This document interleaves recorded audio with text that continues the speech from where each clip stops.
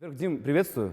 Для меня огромная честь общаться с тобой. Спустя 4 года, ты, как раз не помнишь, но я помню, тогда еще был жив покойный Адылханбек Болотов, мы с вами общались в нашей студии.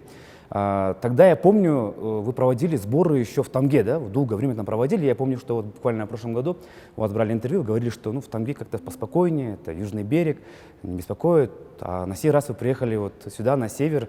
Почему так изменили свою локацию? В Тамге действительно мне нравится, там спокойно, но, конечно, если брать инфраструктуру, да, вот сам зал бокса, питание, там, вот условия проживания, номера, конечно же, вот на этой базе мы вот летом были, когда мы приехали, посмотрели, каково здесь, и поняли, то, что это прям мировой уровень здесь. Почему бы не попробовать тут?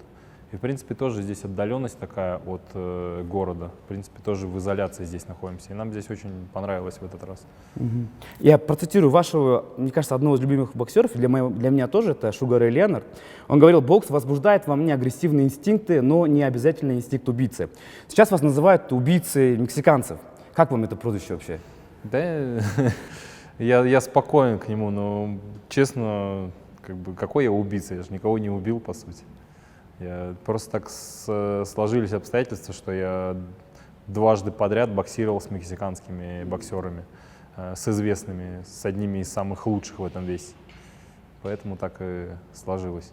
До этого я тоже боксировал с мексиканцами. Да. Дим, не буду повторяться.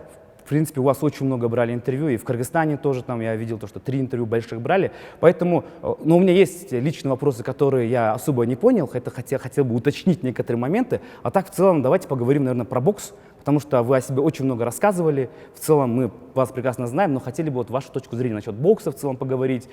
Времени у нас, в принципе, предостаточно. Спасибо вам большое. Да?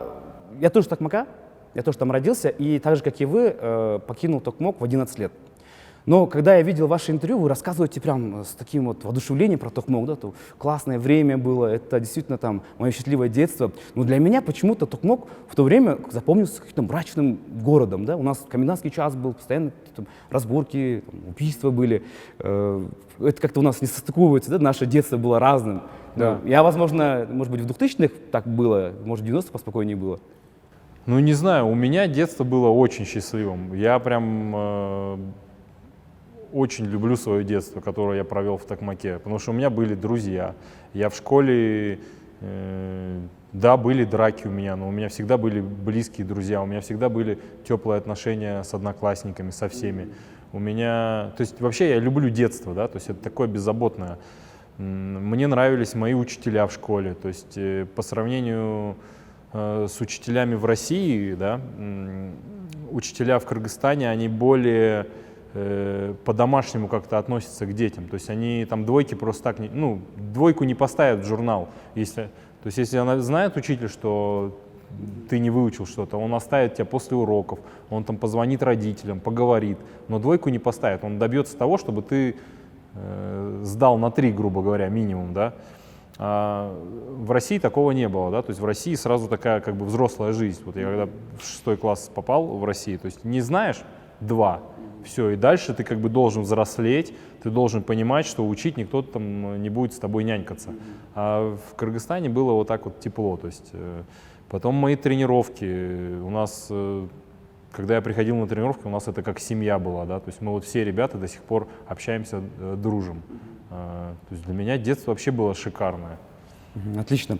Еще один момент, который хотел бы тоже уточнить. Много рассказывал про свою семью, да, многодетная семья, отец там луком занимался, да, потом переехали в Санкт-Петербург. Но нигде ты не рассказывал о родителях, как они оказались в Кыргызстане. То есть про происхождение родителей, откуда они, как они познакомились, вот про это не рассказывал. Была большая страна, Советский Союз. В Советский Союз входил Республика Кыргызстан, Республика Молдова и многие другие республики. Вот жил в Молдове Юрий Бивол. Закончил он 8 классов и поехал учиться в Балагое. А в Кыргызстане жила Елена Ню по фамилии. Она тоже поехала учиться в Балагое. И там они встретились, Юрий и Елена. Они там влюбились друг в друга. Затем они поехали в Молдову к моему отцу. Родилась дочь. Нет, они сначала приехали в Кыргызстан, поженились. Родилась дочь Олеся, это моя сестра старшая. Они переехали в Молдову, пожили в Молдове какое-то время. Затем опять вернулись в Кыргызстан. Там родился я. Они, то есть к маме, да, на родину они, получается, приехали. То есть у мамы родина это Казахстан, она родилась там, но потом они переехали в Кыргызстан, занимались луком. И вот мой отец тоже приехал к маме, получается, на родину, подключился к этому бизнесу, к выращиванию лука, и вот они работали. И там, получается, родился я, родилась моя младшая сестра, старшая тоже. И вот так вот это получилось. То есть благодаря такой большой стране, как Советский Союз, вот два человека встретились в России. Но сами они, один из Молдовы, другая из Кыргызстана, можно сказать, туда поехали учиться. Ты рассказывал то, что я воплощение Советского Союза, помню, да? То есть, ну так и есть, получается, да. То есть, а как иначе? То есть я родился в Советском Союзе. То есть если так взять, то моей родины сейчас нет, как бы, да. То есть это был Советский Союз. Да, частично я родился, получается, в такой части Советского Союза, как Кыргызстан. Да. Сейчас... Географически чисто, да? Такая? Да, да. То есть, но получается, я родился в той стране, которой сейчас нет. Но если бы не эта страна, то я думаю, что мои родители никогда бы не встретились. То есть если бы ни Молдова, ни Кыргызстан не были бы в составе там, Советского Союза, то я бы не получился. С чего это вдруг из Молдовы ехать учиться в Балагое человеку, да? То есть это в другую страну. И также и маме в другую страну. А тут вот благодаря Советскому Союзу они поехали, отучились, получили образование и встретились там. Угу. Если вот подытожить твое раннее детство, как ты считаешь, если бы ты все-таки остался в Токмаке, да, если бы отец не решил поехать в Санкт-Петербург, вот нынешнее твое состояние, да, те результаты, которых ты сейчас добился, как ты думаешь, это могло бы случиться? 99,9 этого бы не произошло, если бы мои родители не приняли решение переехать в Россию. Я думаю, возможно, сейчас бы где-нибудь, может быть, тренировал бы в Кыргызстане, может быть, машины продавал, покупал бы, да, может быть, на рынке где-нибудь работал, да. Но благодаря тому, что мои родители приняли решение переехать в Россию, там меня отец отвел в секцию бокса, и там я смог реализовывать свой потенциал благодаря поддержке российского спорта, да, то есть благодаря российскому государству. То есть очень много сборов у меня было. Я попал в сборную Санкт-Петербурга, где Санкт-Петербург оплачивал мои поездки, оплачивал мои сборы. Потом я попал в сборную России, то есть это тоже, да, сборная России, она под финансированием государства. То есть какие-то сборы, если нужны, это все делается для спортсменов. То есть в этом как бы разница большая между Кыргызстаном и Россией. То есть если мы смотрим на сборную Кыргызстана, то ребятам я вижу, что не хватает сборов, не хватает финансирования, то в России этого достаточно было. То есть благодаря вот России я смог реализовать свой потенциал тоже. Угу. Еще один вопрос я бы хотел задать про тренеров. Ты про них много рассказываешь, в целом там про первого тренера, про Шарапова и про Исаева, да, и у тебя Машинцев нынешний, Машьянов, извиняюсь. Что каждый из них, как ты думаешь, тебе все-таки сумел дать? Вот в плане там спортивной карьеры, в плане как становления личности человека? Каждый из них внес огромный вклад в мое развитие. В первую очередь Вячеслав Сергеевич Шарапов, да, к которому я попал, это мой первый тренер по боксу, он дал мне базу боксерскую. То есть вообще изначально он выстроил, да, как фундамент. Да, фундамент, то есть как нужно двигаться, как защищаться, там, да, то есть он показал это все. Он психологически, он меня тоже подготовил, да, то есть были такие фразы, то, что мы едем, когда на соревнования, да, в какой-то другой город, в Кан там или в Бишкек, и такие на мандраже на легком ребята, и он, что вы тут мандражируете, в вашем сопернике столько же, типа, у него столько же рук, столько же ног, там, то есть психологически он дал вот это вот умение себя настроить и не переживать, да, как бы. Вот. Затем он тоже говорил многим родителям, то, что если вы хотите, чтобы ваши ребята реализовались, вам нужно ехать либо в Казахстан, либо в Россию. То есть он часто это говорил, потому что я здесь не смогу найти какого-то дополнительного финансирования, чтобы ребята смогли реализовываться, потому что финансирование, оно все равно нужно. Начинаются большие соревнования, надо много сборов, это все стоит денег. Ребята начинают взрослеть, им нужно ставить выбор между тем, чтобы зарабатывать на жизнь, на себя, на семью, либо боксировать, да. То есть в Казахстане, в России как бы ты можешь заниматься своим делом и развиваться. Следующий этап это был, Николай Петрович Исаев, да. Приехав в Санкт-Петербург, я попал к нему, он стал дальше реализовывать мой потенциал. Он очень много бесед со мной проводил о том, что у тебя есть талант, этот талант можно реализовать, и ты будешь вообще мировой звездой. То есть ты должен верить мне, ты должен тренироваться, дисциплину там, вот он очень много дал в плане дисциплины, в плане веры в себя, в то, что я могу быть звездой мирового масштаба. Дальше у нас был ступор какой-то, да, в развитии карьеры, и тогда получилась встреча у меня с Геннадием Юрьевичем, да, с Машьяновым.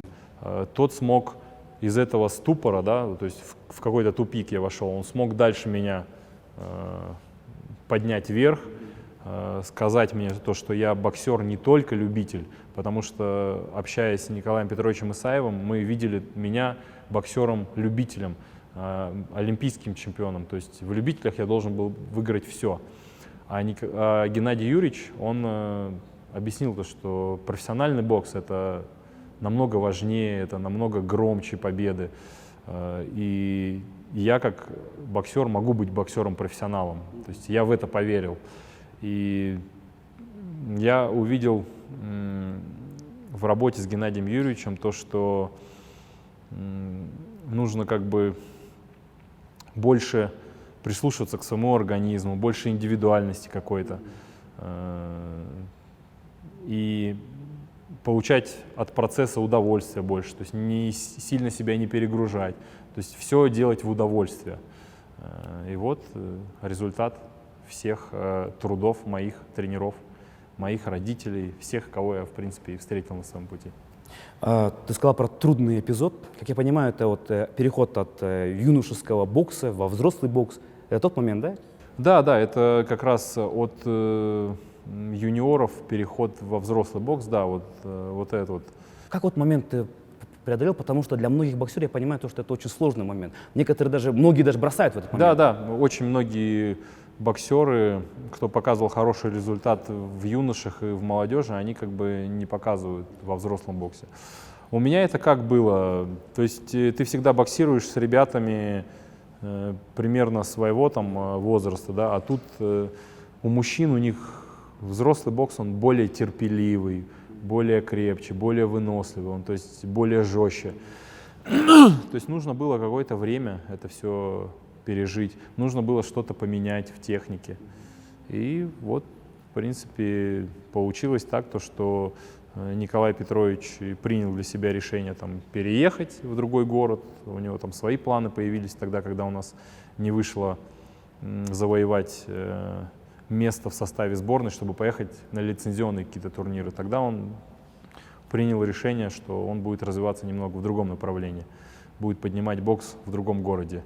А я принял решение, то, что я буду идти дальше, как бы пробовать на следующие Олимпийские игры себя.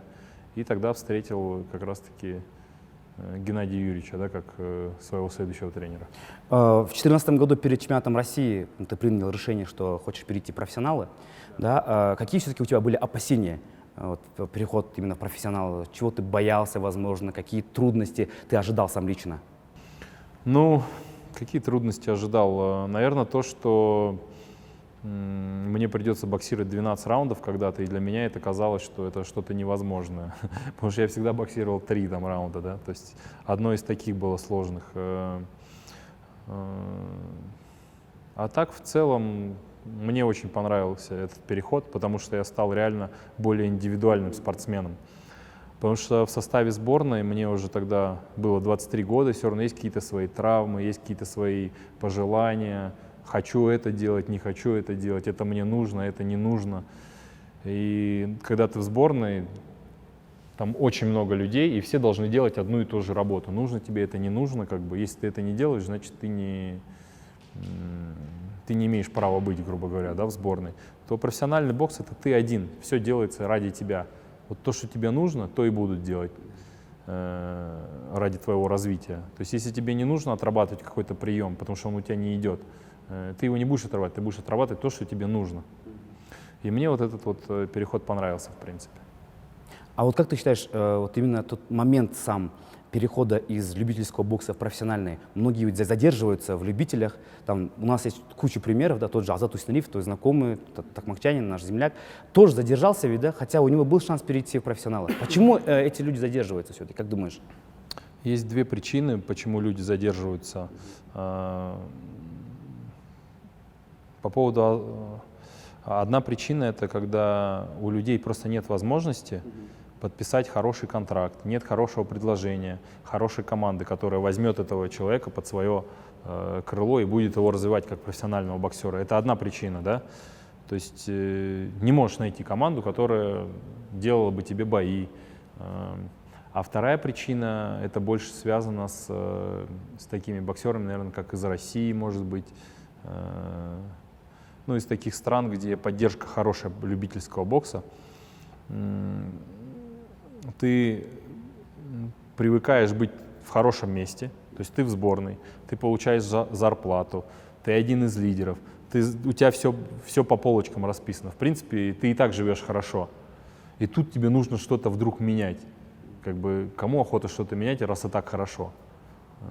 Но если посмотреть на перспективу, так будет хорошо еще там, пару лет, а потом все, пропасть. То есть нужно идти на какой-то риск, что-то поменять, и на перспективу, как бы, может быть, поначалу будет хуже, но потом будет лучше. То есть вот второй этап, то есть второй тип людей — это вот такие, как раз у кого все в порядке, но они не хотят что-то менять, и поэтому они задерживаются. Они дотягивают до максимума, пока у них совсем плохо не становится в любителях, потом они хотят куда-то в профессионалы, а тогда уже поздно бывает. Вот таким ребятам. Сейчас у нас в сборной есть хорошие ребята, которые, в принципе, мне кажется, могли бы и в профессионалах выступать. Даже есть отдельные конкретные имена, это вот Өмирбек Бекджигитулу. В прошлом году вот у него реально были предложения там, с разных организаций там, в Европе, в США, переход в профессионалы, но он решил остаться. Все-таки у него была цель там, Олимпийские игры, он хочет попасть. Вот для людей, для парней, которые все-таки вот колеблятся, да? Не для тех, кто вот, там, решил вот, на Олимпиаду ехать, а для тех, кто вот, ну, вот, сомневается, скажем так, что бы ты сказал, что бы ты порекомендовал? Вы знаете, на самом деле самый такой момент — это важно для себя понять, что ты хочешь. Ну, если он хочет на Олимпийские игры, то пусть он остается и пробует себя в олимпийском боксе. Это тоже здорово, это огромные достижения, огромный труд. Да? Если у него есть мечта быть профессиональным боксером, то ну, и есть предложение, почему нет. То есть это настолько индивидуально, это я бы ничего советовать не стал. Просто прислушайтесь к самому себе, посмотрите на свои планы на будущее, что вы от жизни хотите. Хотите быть профессиональным боксером, то ну, надо тогда предпринимать какие-то шаги.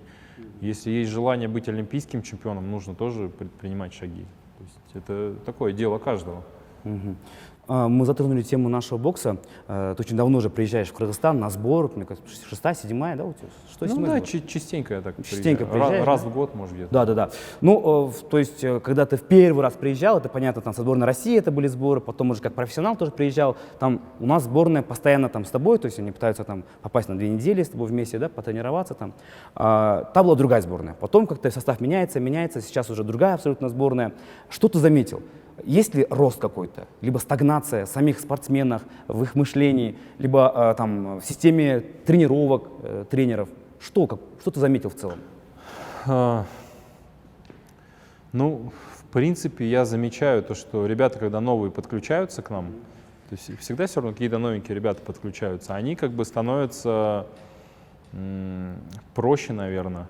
Они начинают смотреть проще на успех какой-то. Вот то, что они тренируются со сборной России, там, с одними из лучших боксерами, да, там, в мире. То есть они становятся ментально так более закаленными. тренируясь со мной, они тоже понимают, то, что вот он, я с ними здесь рядом, а не где-то там по телевизору. Они тоже становятся более уверенными ментально. Но в целом все-таки хотелось бы просто есть какой-то такой ступор, да, до которого дошла сборная, да. То есть ребята хорошие, материал хороший, тренеры тоже хорошие, да. То есть до этого был Адылкан Бекболотов, сейчас это Толугон Данияр, да. То есть это хорошие тренеры, то есть у них есть огромное желание развивать бокс. Они стараются, они вкладываются по максимуму, ребята вкладываются по максимуму.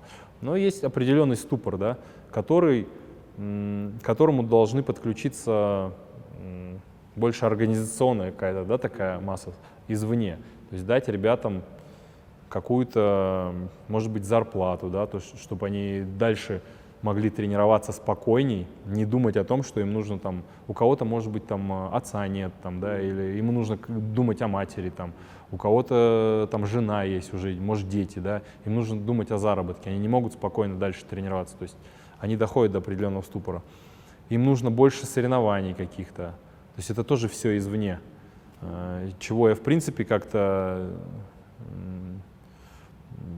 не вижу какого-то развития, да, что было тогда, что сейчас, в принципе, так же осталось, да.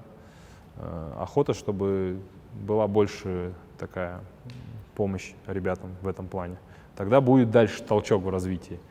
А пока что примерно такой вот уровень и есть, как был, да. То есть, ну, я знаю, что ребята вот последние годы с Данияром завоевывают там медали там на азиатских играх, там, да, на Азии, там, то есть это, ну, на международных турнирах, это, да, успех большой, но сильной разницы не видишь, да.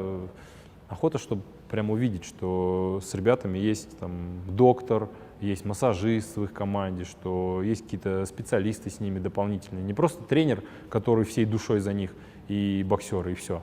Должны быть еще специалисты, если хотим развития бокса в Кыргызстане. Согласен. Помню, где-то месяца 6 назад, когда ты после боя с Канело Альваресом вернулся в Кыргызстан, у тебя брали интервью, и ты сказал тогда такую фразу, что в этом поединке советский бокс победил западный бокс. Да. Ты такое сказал? Да, так и есть. Так и есть, да? Конечно.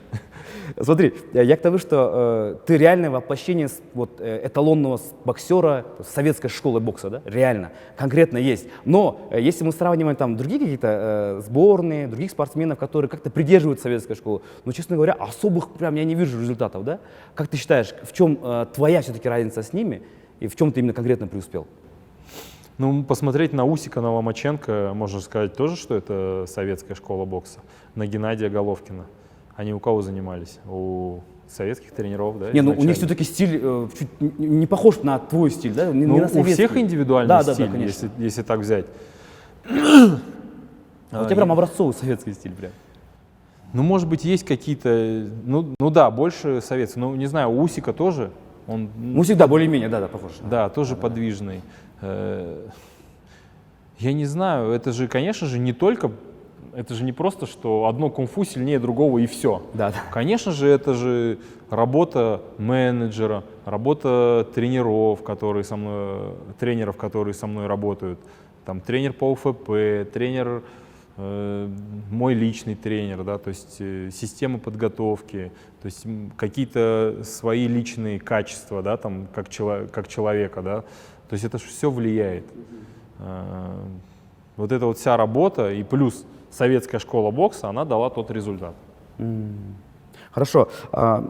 Я помню, что ты после боя с Рамиресом рассказывал то, что у тебя спрашивали про настрой, как ты настраиваешься на поединке. Ты говорил, что это большая тема в целом. То есть настрой бывает разный, 3 типов. То есть за месяц до боя, там, в неделю боя и прям перед боем. Это не 3 типов, это такой ступени, да, 3 там настроя. этапа, да, такие? Ну, примерно так, да.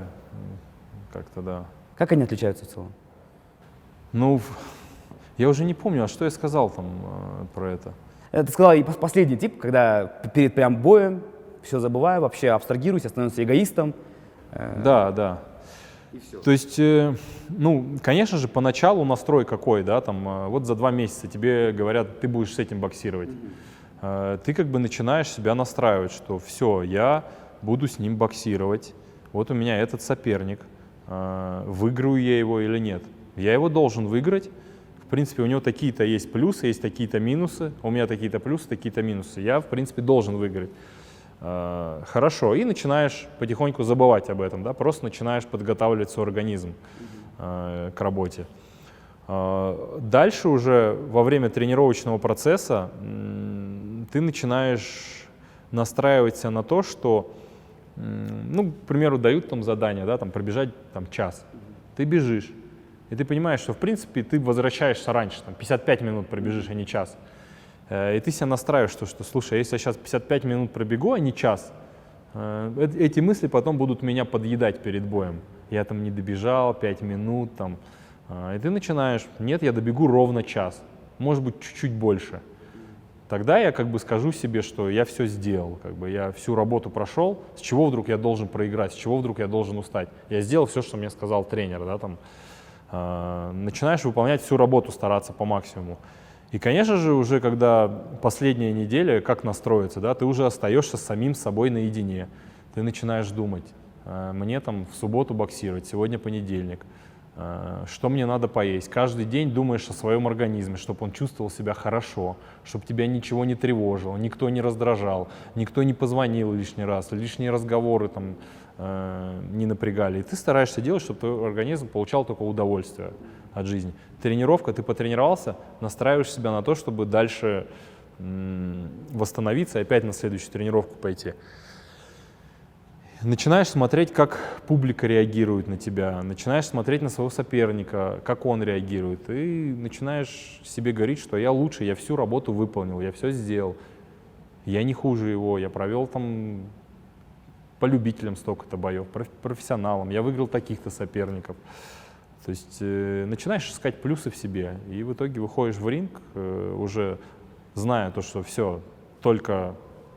Там, грубо говоря, 1 марта, все, больше я не живу. Я только до 1 марта, вот все. Я все сделал для того, чтобы быть лучшим именно 1 марта. Неважно, что там будет завтра, послезавтра, там, вот сегодня, 1 марта, грубо говоря, я должен его выиграть. Я помню, в подкасте у Григория Дрозда ты сказал то, что вот, именно перед поединком с Канело вообще не настраивался на какой-то отдельный бой, да, скажем так, его же так возвышали, там король паунд-фор-паунд рейтинга. Ты говорил то, что я в голову это не беру. Для меня Да? это рядовой поединок. Да? И прямо перед боем ты рассказал о том, что почти что был в обсервационных условиях, то есть это номер, тренировка, то есть вообще никуда не выходил. Вот именно вот этот момент, не думал, что вот это, возможно, как-то злую шутку с тобой сыграть? То есть... Нет, я абсолютно верил в то, что мне нужно просто выйти и выполнить свои задачи. То есть, по сути, это как бы, знаешь, вот какой-то, да, там, какой-то предмет, я и он, да, и на него очень много навешали всякой, да. Там, знаешь, мишуры, шурухи такой, и все это так красиво выглядит, так обыграли, но по сути, если посмотреть прям внутрь, да, такой же человек, с такими же ошибками, как у многих других, но сделали образ такой большой. Как бы я старался не смотреть вот на весь этот образ, я смотреть только на вот этот вот стержень, да, вот на сам объект. И я это сделал в итоге. Я к нему отнесся как к обычному человеку, такому же, как у которого тоже 2 руки, 2 ноги, и как Шарапов Вячеслав Сергеевич говорил, столько же говна, сколько и во мне, да, там, извините за выражение. То есть все. Да. Ну я просто... Многие считают тебя самым ментально устойчивым боксером современности, потому что многие боксеры, которые там с тем же Канело выходят, уже на подступах к рингу, по их глазам видно, что ломаются. Да, очень многие. Я тоже смотрел его бои против других ребят. Да. У них вот это вот как раз-таки они и ломались. И я это заметил. И это одна из их ошибок была. Да. И это частая ошибка у многих людей на самом деле. Ментально проигрывать заранее. То есть, а я вот понял то, что это очень важный момент, что нельзя так делать. Нужно быть готовым. Если уж ты берешь бой, то верь в себя. Абсолютно точно, потому что в поединке это был настоящий робот, который просто разбирал там, короля паунд-фор-паунд в кавычках. Да? Ты говорил, что Рамирес был менее опаснее и слабее, чем Канело. Как ты считаешь, если бы все-таки Канело поднялся бы в твою весовую категорию с другим боксером, вот у него было бы больше шансов? Не знаю. Если бы. Вот это вот слово я вообще не люблю, если бы. Кто знает, что если бы было бы? Одному Богу известно, что было бы. Может быть легче, может быть сложнее, не знаю. С кем? Ну, там, с Смитом-младшим, Джо Смитом-младшим условным. Не знаю, может быть легче, а может сложнее. Это же вообще разные люди мы. Да, поэтому не знаю, надо смотреть. Как? Просто многие считают, что Канело не повезло с соперником, вот именно, он уже хотел вот, подняться по весовой категории, хотел, но попался именно на Дмитрия Бивола, который стилистически, ну, это криптонит для Канело Альвареса. То есть если бы условно был другой боксер, то, скорее всего, он зашел в него в голову и разобрал бы его. 100% есть какие-то боксеры, которых он может выиграть в полутяжелом весе. Абсолютно есть, конечно, я не сомневаюсь. Хорошо. Ты рассказывал про поединок с Рамиресом, давай о нем чуть поговорим. Ты впервые проводил поединок на Ближнем Востоке, да, это ОАЭ в Абу-Даби. Как проходила сама акклиматизация? Потому что я помню, ты чуть настороженно говорил о том, что ну, я не знаю, как там будет, там очень жарко, мы не знаем, как там будет наш организм. Там очень жарко было. Поначалу мы, когда приехали в сентябре, там было невыносимо жарко. Я с утра вставал, в 8 пробежку делал, я пробегал 20 минут, у меня пульс, я вообще легко, просто еле-еле бежал, там, у меня пульс под 160 был, и это удивительно. То есть чересчур жарко было, но потом температура спала и стало легче. Но в целом это классный период, мне очень понравилось там в Абу-Даби. Я не говорю, что это лучшее место, но как опыт такой в жизни, да, то, что у меня был сбор в Абу-Даби, это тоже дало мне какого-то опыта такого. Здорово. После Канело Альвареса, понятное дело, что там в твоей профессиональной карьере это какой-то был определенный пик, потому что ты все-таки вышел там с таким боксером. Не было такого, скажем так, отупления каких-то амбиций. Вот в плане там вот я вышел с Канело, там выиграл паунд бойца, потом у меня дальше какая-то рутина, я должен защищать свой пояс, дальше. Вот именно в психологическом плане не было каких-то проблем? Они могли бы быть, если бы у меня задача стояла бы номер один, это выиграть паунд for паунд и все. У меня нет такой задачи, у меня не было задачи, у меня есть другие задачи: реализовать свой потенциал в боксе, завоевать титулы другие, быть абсолютным чемпионом мира, оставить свой след в истории бокса. У меня такие задачи. Поэтому бой против Альвареса — это для меня была определенная сложная, высокая ступень, но это всего лишь часть моего пути. То есть это не была цель моего пути. Поэтому вообще спокойно прошел. То есть к Рамиресу ты готовился, в принципе, так же, как и Канело? Да, в да. То есть у меня не было такого, что все, это бой моей мечты, и я должен его выиграть, и все, а дальше будь что будет. Нет. Если посидеть спокойно, у нас есть определенные планы, да, там, долгосрочные. Но когда я получаю бой, конечно, я думаю о том, что все, это мой последний бой, я должен выиграть. Но потом, когда я его выигрываю, я возвращаюсь к своим изначальным планам, долгосрочным, и следую им дальше. После победы над Канело у тебя был поединок с Рамиресом, и многие там всякие эксперты говорили, 44-0 у парня, там тот же Серхио Мора, ты читал про него, да? Он говорил то, что вот этот парень должен точно побить там Дмитрия Бивола. Я знаю, что ты перед боем такого не читаешь, но после боя, когда тоже ты... не читаю. Тоже не читаешь? Нет. Честно, раньше еще читал. Сейчас очень много информации, чересчур много информации, поэтому и очень часто она бывает неправдоподобная, либо она просто вырезана из контекста. Поэтому я ничего не читаю, сейчас вот, спокойно живу. Какую-то информацию, если мне надо черпать, я ее могу там прочитать, какую-то новость, но я не ищу, не рыщу там что-то. В основном получаю информацию там от менеджера там своего, а так стараюсь не тратить на это время, потому что можно там совсем потеряться в этих там вообще крыша поедет, мне кажется. Да, то есть один сказал то, другой это. Да какая разница, кто сказал? Выйдем в ринг и все увидим.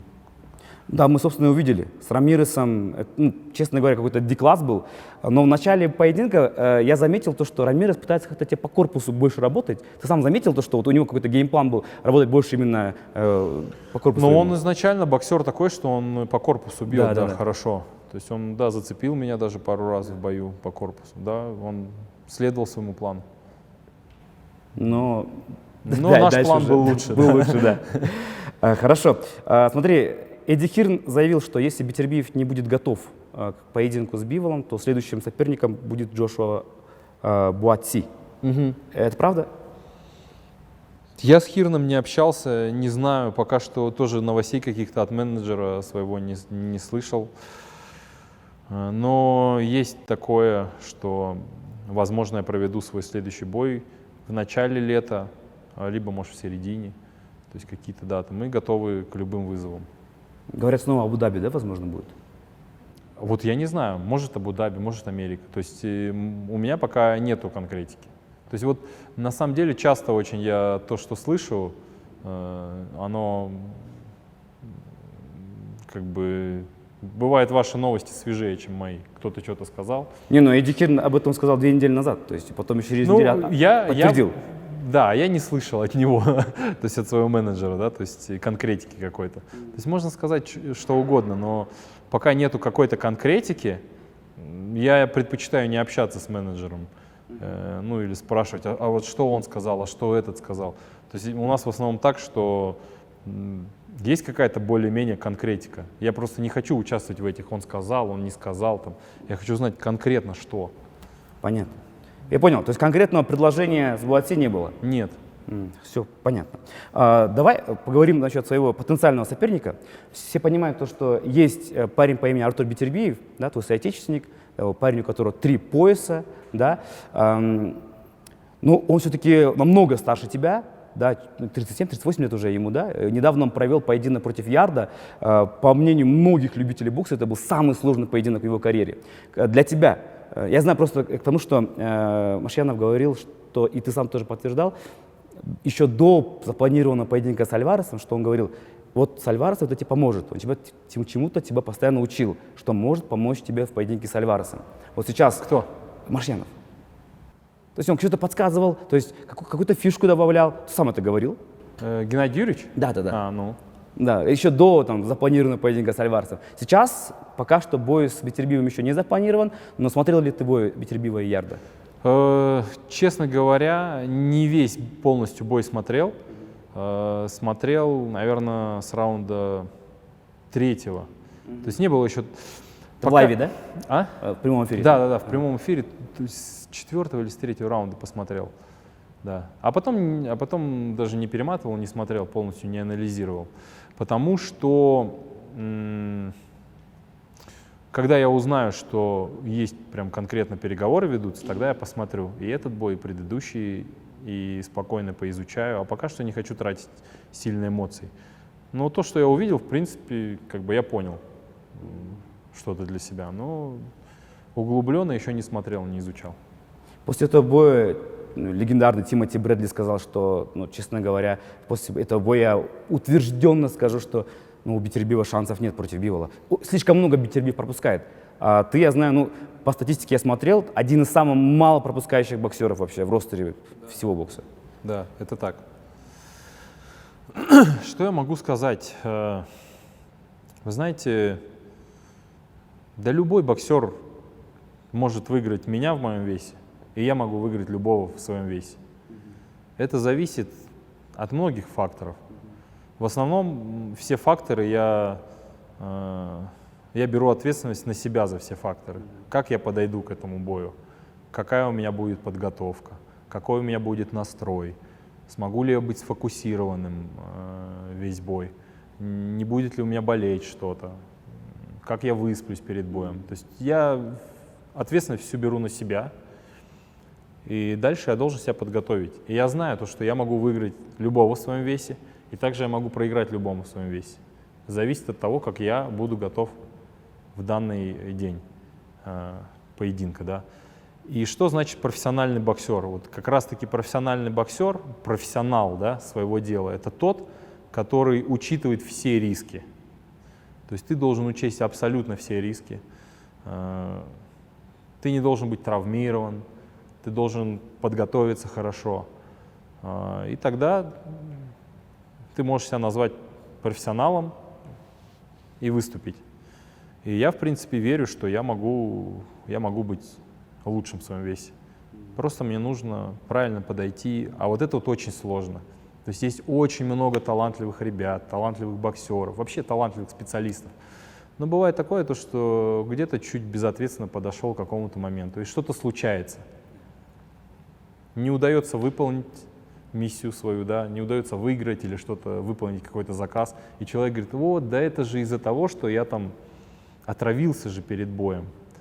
Вот поэтому я не выполнил. Так бы я выполнил. Согласен, да, ты бы выполнил. Да это я проиграл, потому что у меня там руку же я сломал на тренировках. Согласен, да. Но мы не знаем, выиграл бы ты или нет. Но мы знаем точно, что ты руку сломал на тренировке. А это уже говорит о том, что ты хуже профессиональный боксер, чем другой кто-либо, чем твой соперник, который выиграл. То есть это профессиональный бокс. Ты должен быть профессионалом, и ты должен подойти хорошо. И вот я знаю то, что если я учту все риски, смогу подойти хорошо, то я могу быть лучшим. Смотришь вообще поединки своих там, ну, боксеров своей весовой категории? Потому что я смотрю периодически, смотришь, конечно, да. Ну, вообще последнее время меньше смотрю, честно говоря, да. Но бывает смотрю не только своих боксеров из своей весовой категории, смотрю из других. Если громкие бои какие-то, то да, смотрю. Но в целом все меньше и меньше смотрю. Просто Тербиев сказал после боя, что там не знает даже Джо Смита-младшего, про Джошуа Буати даже не слышал, говорит. Не знаю, может быть, он действительно не смотрит, может быть, лукавит, может быть, он действительно уже наелся бокса, и что это ему неинтересно. Потому что я его с какой-то стороны понимаю. Я не такой большой любитель спорта, как зритель. Я любитель спорта, как активный его участник. Я люблю футбол, но я не люблю его смотреть, я люблю играть. Я не люблю бокс как зритель, я не особо люблю его смотреть, я люблю участвовать в этом. Вообще, смотри, в твоей весовой категории было лишь только два человека, два боксера, которые становились абсолютными чемпионами. Да? Это Леон Спинкс и Рой Джонс, которые брали там по 3 пояса. Да? Больше них никого. У тебя реально есть шанс стать третьим человеком после этих двух легенд, стать абсолютным чемпионом, завладев всеми поясами, да? Вот это как-то тебя мотивирует, то есть какую-то мысль дает? Не, вот именно то, что кто-то до меня там был, и я хочу побить их рекорд, нет. Это меня не мотивирует. Меня просто мотивирует то, что у меня может быть 4 пояса. Я могу прийти к своей цели, это быть абсолютным чемпионом. Это меня мотивирует, да. Этим самым я смогу закрепиться как-то в истории бокса, наверное. Я смогу быть лучшим в своем весе. Вот это вот меня мотивирует, да. Вот это само слово, многие боксеры его употребляют, которые уже там в своей весовой категории там всех побили, там слово наследие, слово величие. Вот эти слова для тебя уже имеют какой-то смысл? Для меня это очень громкие слова. Я пока их не могу связать со своим именем, да. И величие, там, наследие, пока не могу. Это, мне кажется, величие и наследие, оно со временем может только, ты можешь сделать какой-то анализ и понять, было ли это наследие какое-то, оставил ли это наследие, либо величие. То есть, а так, сейчас я пока активный, не могу сказать, что какое-то наследие или величие у меня там есть. То есть я пока не ассоциирую себя с этими словами. Вообще коротко давай вот насчет этой темы, потому что она мне особо тоже не нравится, но когда я готовились к этому интервью, буквально вот на днях Джейк Пол провел свой поединок против Томми Фьюри, я такой, ну в принципе они много спрашивали, у Димы много спрашивали про это, но мне было интересно, реально, потому что у тебя об этом не спрашивали. Какая-то вообще мысль была, ну, там, типа, если предложит, то окей, там, Джейк Пол. Вы знаете, это же... Я занимаюсь профессиональным боксом высоких достижений. Да. То есть у меня цель такая, чтобы быть, если это поможет... В медийном плане? Если это поможет мне быть абсолютным чемпионом мира, то да. А если так, это ради медийности, того всего, то не сегодня это точно и не завтра. Я пока не вижу себя участником боев вот таких вот. Выставочных, или как их там можно назвать, да. То есть я себя вижу в активном спорте, в спорте высоких достижений. Ну, то есть, если ты будешь, там, будучи в статусе, там, условно, Флойда Мейвезера, ты можешь себе такое позволить? Ну, может быть, я пока не знаю, но пока все равно не вижу себя. Хочу вижу себя только в спорте высоких достижений. Дальше будет видно. Кто знает, как я могу поменяться. Но в целом не хотелось бы. Хотелось бы какой-то другой жизни достичь здесь, в спорте высоких достижений, результатов, а потом заняться чем-нибудь другим. Окей, хорошо, давайте, Дим, короткие вопросы, да, у нас будут. Я знаю, что ты, в принципе, смотришь бокс и разбираешься в нем очень глубоко. Давай, Хаглер или Хирнс? Ну, Марвин Хаглер или Томас Хирнс? Или Хернс, Томас Хернс. Хирнс, окей. Так, Хернс, правильно? Марвин Хаглер выиграл же его. Ну, вот для тебя просто. Не то, чтобы я проверяю, типа, кто у кого выиграл, просто для тебя как боксер. Кто больше нравится? Честно говоря, Хернс мне больше нравится, да. Хаглер, он больше такой, не мой стиль, но он крутой боксер, безусловно. Хоть он и выиграл Хернса, но мне Хернс больше нравится, потому что он высокий, длинный, подвижный, такой как бы свободный. Дюран или Леонард? Леонард, конечно. Леонард или Хернс? Леонард. Ну все, поставили точку. Рой Джонс или Майкл Спинкс?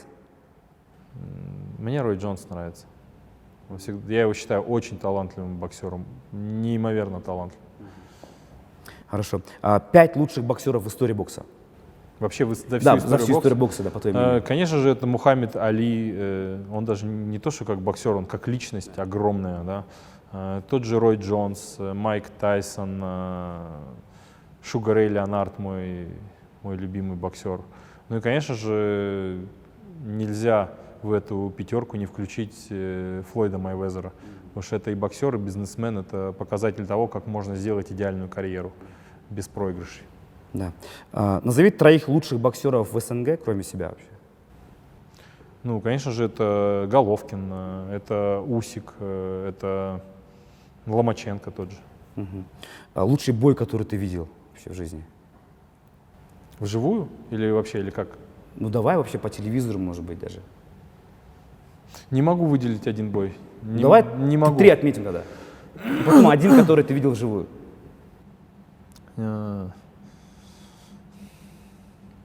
Мне очень нравится бой Леонардо против Дюрана. Первый бой, да? Второй бой. И первый, и второй. В совокупности мне нравится вот эта вот история того, что как Леонард ему проиграл, как он поменял свою тактику и потом как он его выиграл его. То есть мне вот нравится вот эта вот сама история того, как ты можешь, тактика все поменяла, да. Конечно же, мне нравится бой, величайший бой, это Али против Формана. То есть, ну, это огромный бой такой, который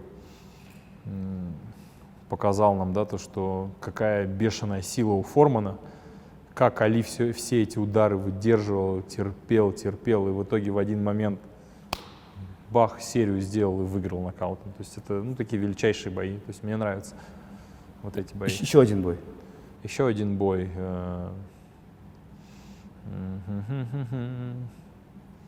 Какой бой еще можно туда добавить? Не знаю, давай вот на этих 2 остановимся, так пока сразу не... А который вживую, окей, видел? Есть такое? Вживую тоже не могу выделить какой-то даже. один, да. То есть много есть интересных боев, но прям вот так даже не скажу сейчас сразу, какие. Вот смотри, ты сейчас в прекрасном, скажем так, именно в карьерном плане, прекрасный вин-стрик, идеальная просто карьера, если посмотреть, да? Как ты считаешь, вот именно в спортивном плане, ты дошел до своего пика? Нет, конечно, нет. Нет еще. Если бы я дошел, мне нужно было бы завязывать уже. Я вижу, что есть потенциал, есть рост, и я хочу расти дальше. Конечно, это не пик, я надеюсь. Отлично. Был такой писатель французский, Марсель Пруст. Да, у него была анкета специальная, и он оставил для тебя, коротко, ваша самая характерная черта. Характерная черта? Да. Наверное, какое-то хладнокровие. Можно это к черте отнести? Наверное, да. Какие качества ты больше всего ценишь в мужчине?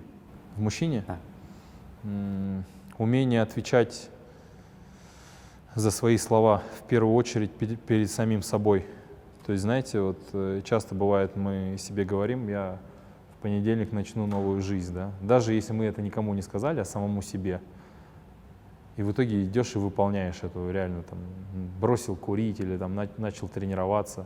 То есть, когда начинаешь отвечать за свои слова перед самим собой, это огромного стоит.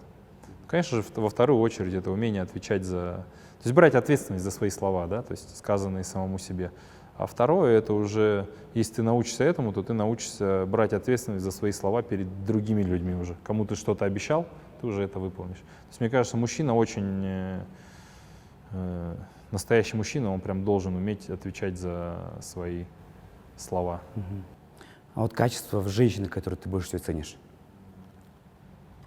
В женщине это, наверное, если рассматривать ее рядом с мужчиной, женщину, то это умение доверять своему мужчине и верить в него. То есть, вот, мне кажется, вот эти вот качества в женщине, они очень важны. Помимо этого, конечно же, много качеств есть, да, там веселье, там ответственность, там и так далее, но если брать тандем, то есть у меня женщина, она все-таки тесно связана с мужчиной в тандеме, да, если мужчина сам по себе может быть, то в моем мире, да, то есть классные качества женщины, то есть если я увижу женщину и увижу, как она доверяет своему мужчине, как она в него верит, то это, я скажу, это замечательная женщина, как она, ну так. А что ты считаешь своим главным недостатком? Недостатком? Да.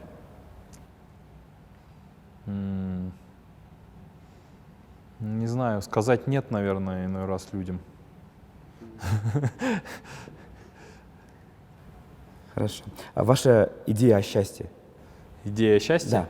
Что такое счастье, типа? Да. Или... Да, вот, скажем, какая-то определенная ситуация, и ты думаешь, что ну вот это счастье есть. Вообще я считаю то, что счастье, оно сидит у нас в голове. То есть, да, то есть это больше с психологией связано.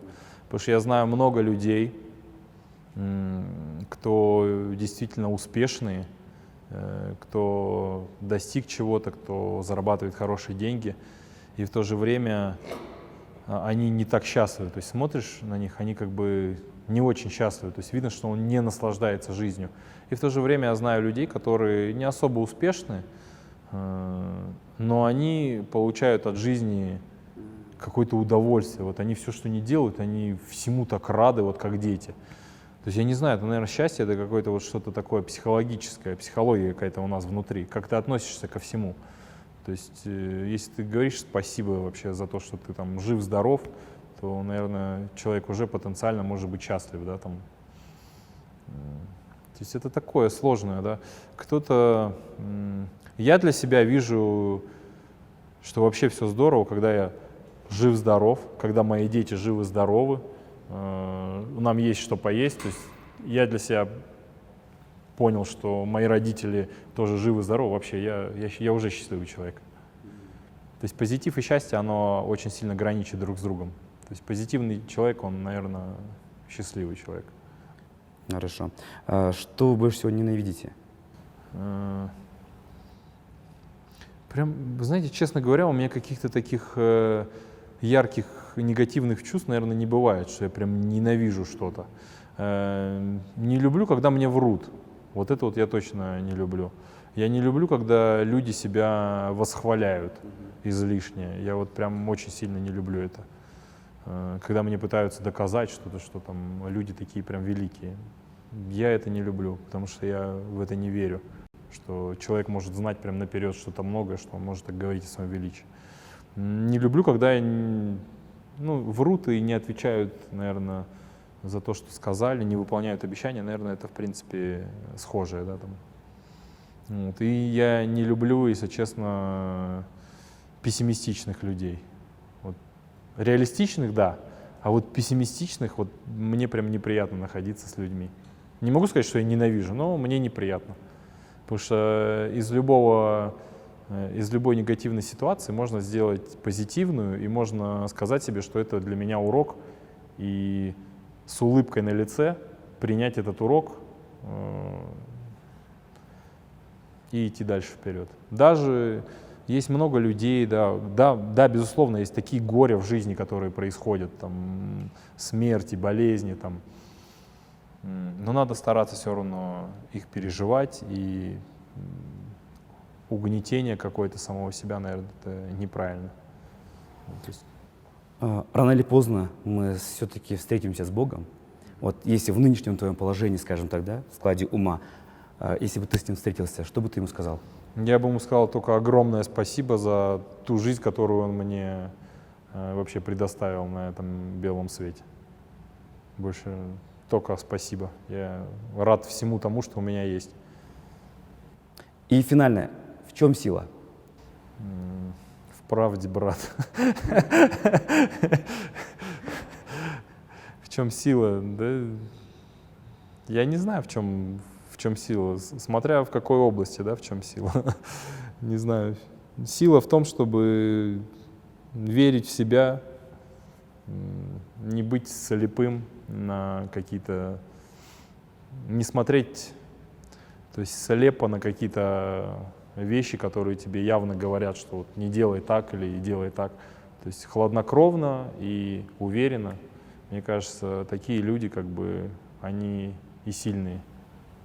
Спасибо, Дим. Да, Спасибо не за большое. что. Спасибо.